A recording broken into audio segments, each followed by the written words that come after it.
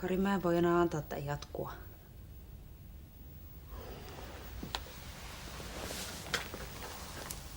Minkä?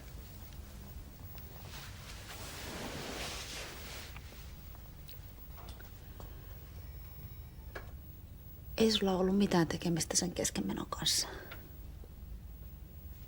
Mitä sä tarkoitat? Ei se tapahtunut tällä viikolla. Se tapahtui silloin ihan mun raskauden alussa jo.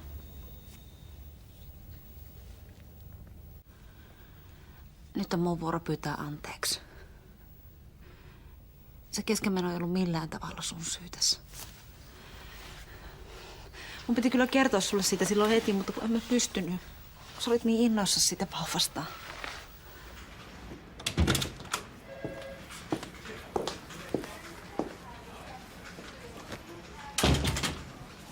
Mä oon nyt kertonut kaiken mahdollisen moneen kertaan. Meidän saamien tietojen perusteella en sanoisi ihan noikaan.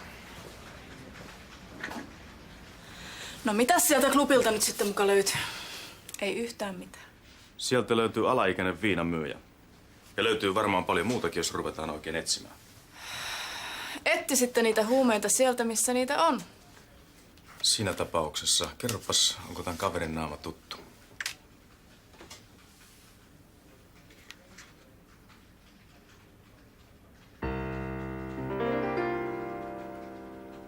Sä et vaan pystynyt kertomaan mulle. No en. Ja sit kun mä näin sut ja Laura siellä häissä... Niin sä päätit kostaa näin. Ei kun... Mä varmaan pelkäsin, että Laura veisi sut. Ainakin jos meillä ei olisi sitä lasta.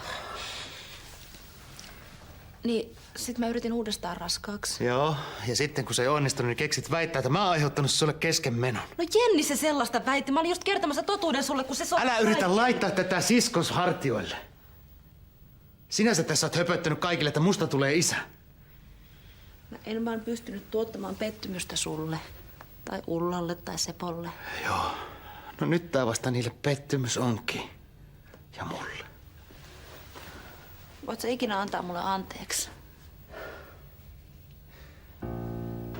Kari.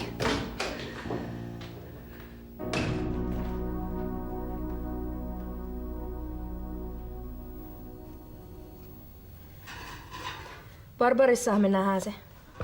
No joo, eikö me niin sovittu? Mitäs siinä lehdessä noin kiinnostavaa? Haloo! Mitä haloo? Okei, Ilari on ihan söpö. Minkä takia sun koko maailmas pyörii nyt yhtäkkiä sen ympärillä? Mitä sulla Ilari vastaa? Mä luulin, että sä tuut ihan hyvin sen kaa toimeen. No voin mä sitä sun takia sietää. Kuvittelis sun hiukan enemmän pitävän peukkuja kaverillesi. No joo, mutta eikä munkin tarvii jokaista sen tapaa matkia. Keitto on pöydässä. No, me tullaan ihan just. Ei, kun nyt heti. Meidän pitää ehtiä Ismonkaan vielä ostaa ne kukat sinne siunaustilaisuuteen. Kiitti, mutta mä en syö lihaa. Niin, mutta tää onkin linssikeittoa kasvisversiona. Ihan niin kuin sovittiin. No joo. Joo, hirveä nälkä onkin. Mennään vaan syömään. Joo. Kiitti.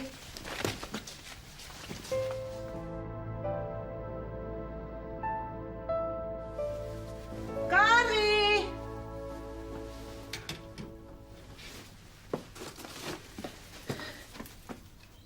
Olethan sä kotona?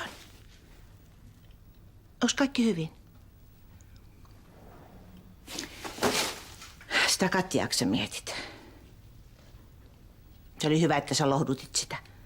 Aamulla se tuntui jo paljon pirteämmältä ja paljon sovinnollisemmalta jo sinunkin suhteessa. Älä sinä sitä surre. Kyllä se Katja pärjää, kun sinä oot vaan sen tukena. Katja ei tainnut sullekaan kertoa ihan kaikkea. Kuin niin? Esimerkiksi, että se keskenmeno tapahtui jo ajat sitten. Älä höpsi. Koko ajan se antoi mua ymmärtää, että meistä tulee perhe. Jos Katjalla oli syynsä... Sillä ei mitään syytä ollut. Kari! Odota! Terve. Mitäs sulle ja Katjalle?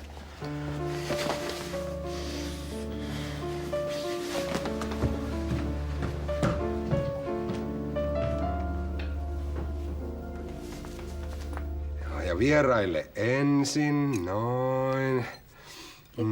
Miten tää tuoksuu niin hirveän hyvälle? Jaana, oot sä laittanut tähän rakunaa tai jotain? No sitäkin ja sit vähän chiliä. No toi varmasti tuoksuu paremmalta, miltä se maistuu. Teemu. Sori nyt vaan, mutta tää näyttää ihan hirveältä. Mitä sä oot laittanut siihen? Tää on terveellistä ja vähän rasvasta.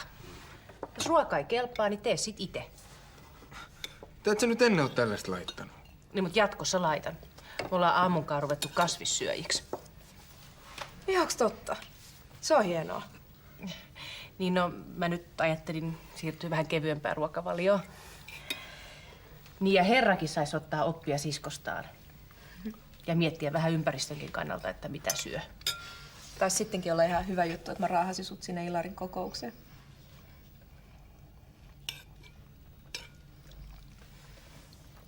Ja tämän ahdisteluyrityksen jälkeen et sitten sen koommin ole Jyrki Wilberia nähnyt. No en. Niin ennen kuin tämä teidän informaatti houkutteli sen takas klubille. Mistä voit hänelle välittää oikein erityiskiitokset. No pitääkö tässä kauan vielä odottaa? Meillä ei ole tarpeeksi näyttöä pidätystä varten, joten tämä kuulustelu on tältä erää ohi. Kannattaisi pitää vähän hajurakoa tällaisen kavereihin kuin Wilber. Ja vaan tiedoksi, sinä ja klubi olette tästä lähtien erikoistarkkailussa.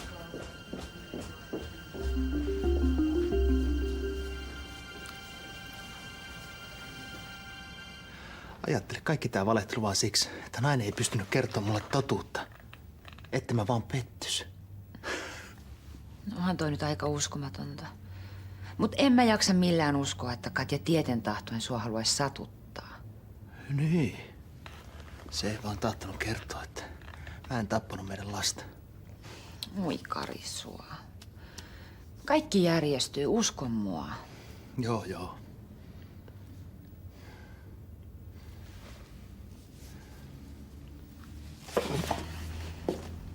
No mikä sulle tuli? Ei mikään. Keitin just kahvia, ottaisit sä? Voisin mä ottaakin. Ei mulla tässä ole mihinkään kiire. Mitä pahaa mä oon sulle tehnyt? Sen Markukselta. Sä et edistänyt kenenkään asiaa tuolla perättömällä ilmiannolla. Miksi sä voinut sanoa suoraan, kun sä kerran tunsit Markuksen huumediilerin? Se, mistä mä tunnen sen tyypin, se ei kuulu sulle. Mutta mulle kuuluu se. Oletko sä vaikuttanut Markuksen kuolemaan? Sulla ei ole silti mitään oikeutta valehdella poliisille. Eikö sulla ole mitään oikeutta pestä käsiäsi tästä jutusta? Tytöt, mikä on hätänä? Joo, ei mikään.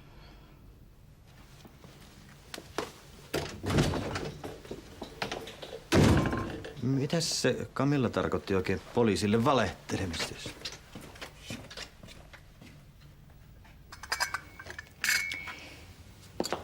Pitäisköhän sun Kari nyt mennä?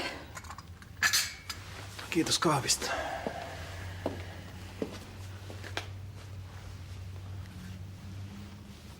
Tää on nyt huono idea. Kari lopeta. Et sä tällä tavalla kosta Katjalle.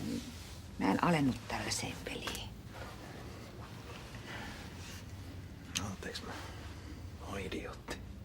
Antaisit nyt vaan ajan kulua.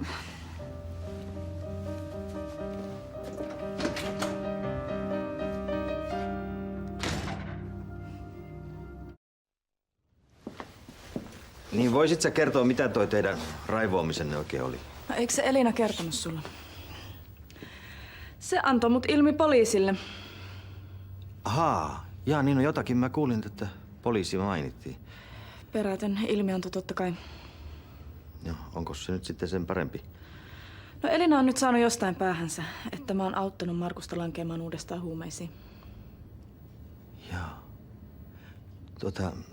Yrittäisit ymmärtää Elinaa. Se ei ole viime aikoina ollut oikein oma itsensä.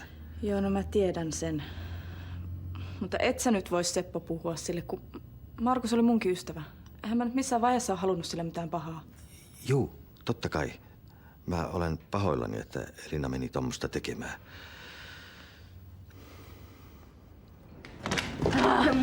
Älä tee niin. Ei se olekaan täällä. Kyllä se varmaan kohtuulee.